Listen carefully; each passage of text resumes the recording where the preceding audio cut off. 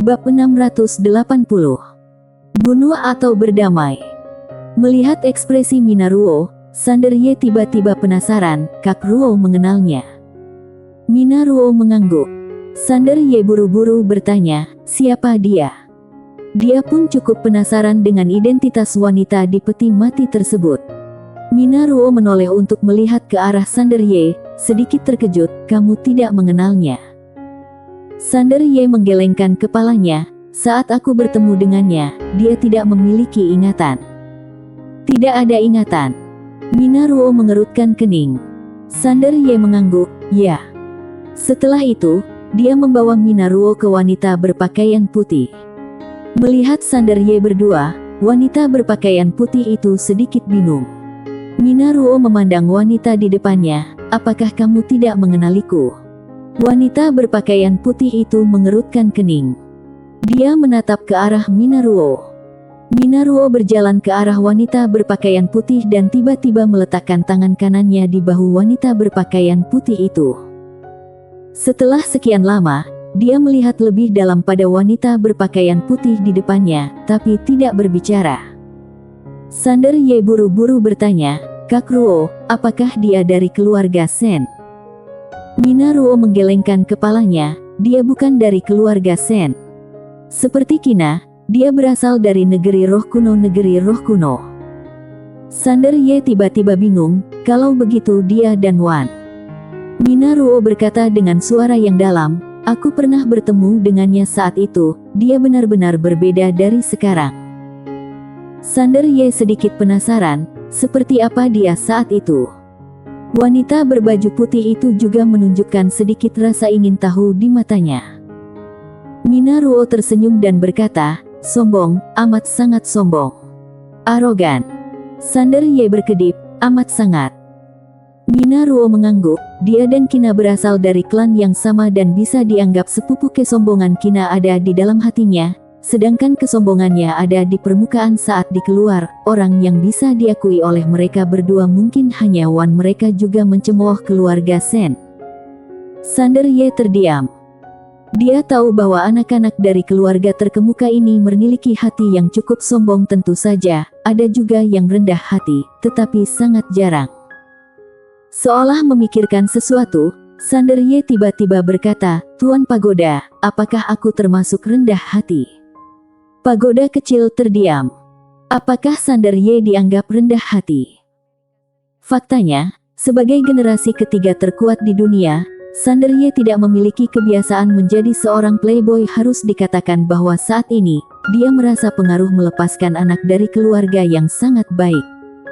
Karena orang yang berasal dari alam bawah tidak sombong. Sanderye telah menanggung kesulitan dan menjadi pelayan, jadi dia tidak akan memiliki mentalitas lebih unggul dari orang lain. Kalau dia terus mengikuti Mileye dan Stella Qin sejak kecil, maka kondisi pikiran Sanderye pasti berbeda dengan keadaan pikiran saat ini. Saat ini, Sanderye sepertinya memikirkan sesuatu, dan tiba-tiba berkata, Kak Ruo, kenapa dia kehilangan ingatannya?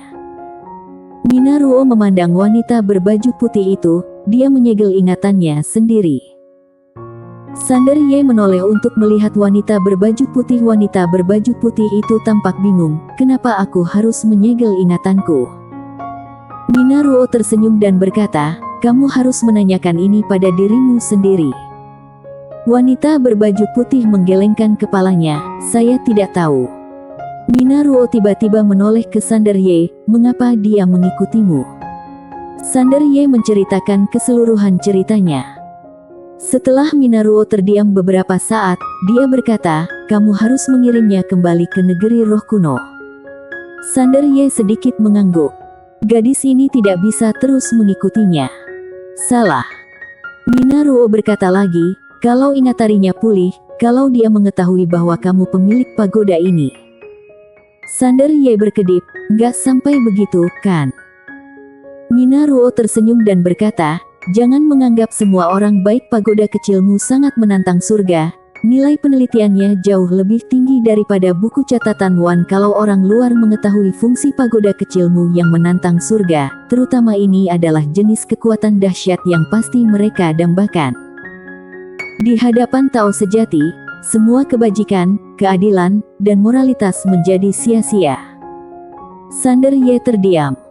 Dia secara alami memahami bahwa sifat manusia paling tidak mampu bertahan dalam ujian. Saat ini, wanita berpakaian putih tiba-tiba berkata, "Aku seharusnya bukan orang seperti itu." Minaruo melirik wanita berpakaian putih dan berkata sambil tersenyum, sulit untuk mengatakannya. Wanita berbaju putih memandang Minaruo, "Apakah kita pernah menjadi musuh?" Minaruo menggelengkan kepalanya, "Itu tidak benar, tapi kamu dan aku dulu pernah tidak suka satu sama lain." "Tentu saja, kita hanya bertemu beberapa kali. Aku tidak menargetkanmu, aku hanya mengingatkan adik yang baru dikenal." Wanita berpakaian putih itu mengangguk sedikit. Dia melirik Sander Ye dan tidak berkata apa-apa lagi. Sander Ye tiba-tiba berkata, "Saudari Ruo, bagaimana cara mencapai keadaan roh kuno ini?" Minaruo berkata dengan suara yang dalam, "Sebaiknya jangan pergi sekarang." Sander Ye bingung, "Kenapa?" Minaruo berkata, "Tempat itu sangat menolak orang Wan, bahkan diremehkan ketika dia pergi ke sana. Kalau kamu benar-benar ingin pergi, sebaiknya kamu membawa serta para tetua keluargamu." Sander Ye menggelengkan kepalanya dengan tegas, "Lupakan saja."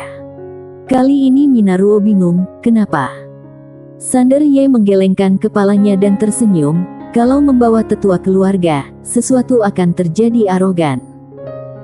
Dia tahu bahwa kalau dia membawa bibi bergaun polos, mengingat karakternya, coba kamu sombong maka dia akan membantai seluruh keluargamu.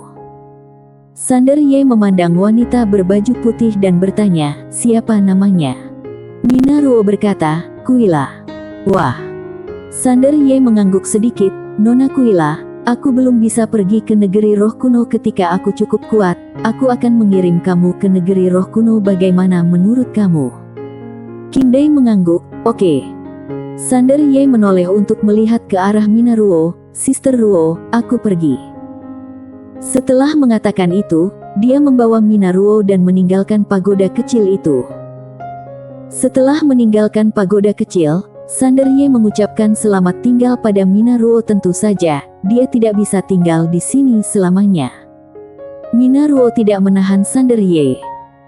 Tepat ketika Sander Ye berbalik untuk pergi, Minaruo tiba-tiba tersenyum dan berkata, "Kalau kamu tidak ingin menelepon keluargamu dan kamu tidak bisa mengatasinya sendiri, kamu bisa datang ke sini." Sander Ye melambaikan tangannya, "Oke." Setelah mengatakan itu, dia berubah menjadi cahaya pedang dan menghilang ke langit yang jauh. Minaruo tersenyum sedikit dan kemudian perlahan menghilang. Ketika Sander Ye keluar dari Death Star Territory, Arya dan White segera muncul di hadapannya, begitu pula Serlena Sen. Arya mengamati Sander Ye dan berkata, "Ya." Jelas sekali, dia telah menemukan bahwa ilmu pedang Sander Ye telah mencapai tingkat keilahian. Sander Ye tersenyum tipis, memeluk putih dengan lembut, lalu menatap Serlena Sen di sampingnya, "Siapa gadis ini?" Serlena Sen berkata dengan suara yang dalam, "Keluarga Sen, Serlena Sen." "Keluarga Sen." Sander Ye mengangguk, "Apakah ada masalah?" Serlena Sen memandang Sander Ye, "Ayo kita bicara." Sander Ye tersenyum dan berkata, "Oke." Serlena Sen berkata dengan suara yang dalam, "Tuan Muda Ye, sejujurnya, saya datang untuk mengambil buku harian yang ditinggalkan oleh Tuhan Yang Maha Esa." Sander Ye mengangguk, "Sudah kuduga." Serlena Sen ragu-ragu sejenak, lalu berkata, "Dijual." Sander Ye tersenyum dan berkata, "Kalian datang ke sini untuk merampokku, kan?" Serlena Sen menjadi tenang dan mengangguk. Sander Ye memandang wanita di depannya dan berkata, "Saya tidak akan menjualnya." Serlena Sen terdiam. Sander Ye menoleh untuk melihat Arya, "Ayo pergi." Arya mengangguk. Pada saat ini, Serlena Sen tiba-tiba berkata, "Tuan Muda Ye, Anda tidak dapat membuat buku harian." Sander Ye berhenti dan menoleh untuk melihat ke arah Serlena Sen. Serlena Sen berkata dengan serius, "Aku tidak memiliki niat jahat, Aku hanya ingin memberitahu kamu bahwa buku harian itu sangat berharga. Siapapun yang telah memasuki ranah Shinto pasti menginginkannya. Karena ini tentang jalan Tao, mereka akan melakukan apapun. Sander Ye tersenyum dan berkata, jadi, demi keselamatan saya harus memberikan ini kepada keluarga Sen, kan? Serlena Sen terdiam. Sander Ye menggelengkan kepalanya sedikit. Nona Serlena Sen, aku tidak tahu apakah kamu dapat mewakili keluarga Sen, tapi aku masih ingin memberitahu kamu bahwa aku tidak berniat menjadi musuh keluarga Sen. Serlena Sen menggelengkan kepalanya, aku tidak bisa mewakili keluarga Sen, tapi aku juga berharap keluarga Sen dan Tuan Muda Ye tidak akan menjadi musuh di masa depan. Sander Ye tersenyum, berbalik dan pergi tanpa berkata apa-apa. Melihat Sander Ye pergi dari kejauhan, ekspresi rumit muncul di mata Serlena Sen. Kalau dia bisa membuat keputusan, dia tentu tidak ingin keluarga Sen terus mengincar pemuda di depannya. Keluar dari wilayah bintang mati hidup-hidup. Dia tidak tahu bagaimana Sander Ye melakukannya, tapi dia yakin pemuda di depannya itu tidak sederhana. Dan intuisinya memberitahunya bahwa anak laki-laki misterius yang tiba-tiba muncul di hadapannya kemungkinan besar akan mengubah struktur kekuatan di era lama ini. Serlena Sen menggelengkan kepalanya dan menghela nafas, lalu berbalik dan pergi. Dia tahu bahwa dia tidak bisa menyembunyikan masalah tentang Guno Sen, dan dia tidak bisa tidak puas. Dia hanya bisa mengatakan yang sebenarnya kepada keluarga. Begitu keluarga mengetahuinya, keluarga pasti tidak akan menyerah. Gengsi, benda ilahi. Semua orang di keluarga Sen menginginkannya. Setelah beberapa saat, Serlena Sen menghela nafas sedikit, berbalik dan pergi. Keluarga Sen. Keluarga Sen terletak di keluarga Dewa Kuno, dan setelah bertahun-tahun mengelola, keluarga Sen telah mengendalikan ribuan alam semesta dan galaksi, dan kekuatannya sangat besar.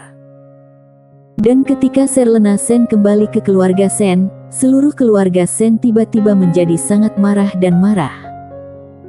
Beraninya kamu membunuh seseorang dari keluarga Sen, dan orang yang kamu bunuh adalah tetua pertama keluarga Sen.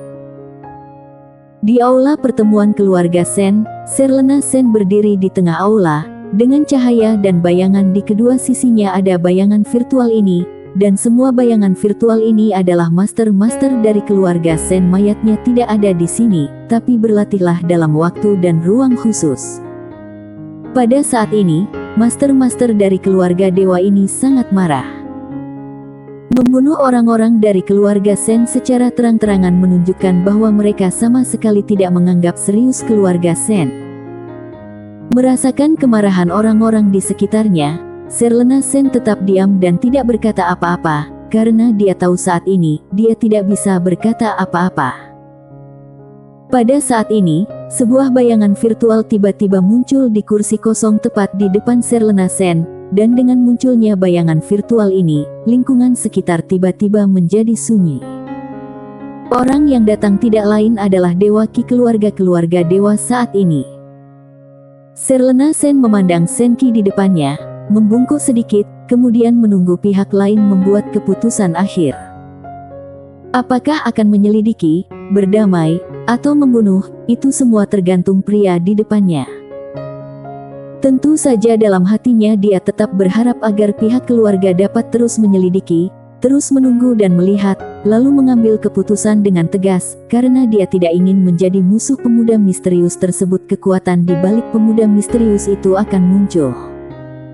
Begitu kamu keluar dari air, belum terlambat untuk mengambil keputusan pada saat itu. Senki tiba-tiba berkata, bunuh. Membunuh. Begitu kata-kata ini keluar, semua master di aula segera menjadi bersemangat. Serlena Sen perlahan menutup matanya. Setelah sekian lama, dia tiba-tiba membuka matanya dan berkata, karena kepala keluarga telah memutuskan untuk membunuh, saran aku adalah agar kepala keluarga secara pribadi maju untuk membunuh orang ini. Bersambung.